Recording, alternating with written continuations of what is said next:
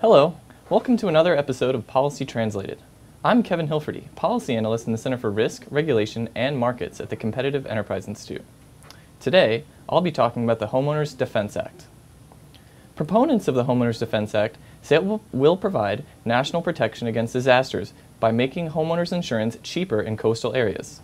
The legislation proposes to create a national risk consortium to give financial assistance to state-run and state-mandated insurance companies in the event of catastrophic losses.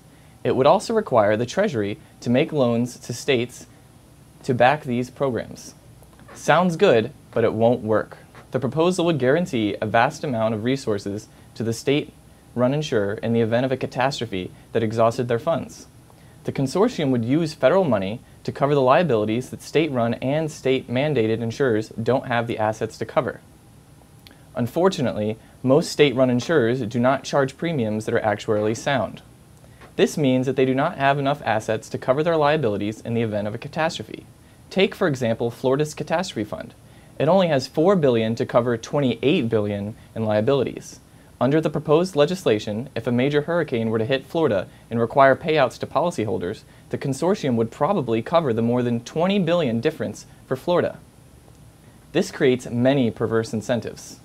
First, it enables the managers of coastal state-run insurance programs to charge artificially low rates that do not reflect the actual risk.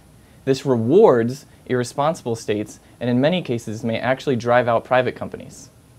Second, because the insurance rates in these coastal areas do not reflect the real risks, they incentivize home building in riskier, hurricane and flood-prone areas. Since homeowners would not have to bear the full costs, the number of people and property put in harm's way would also increase.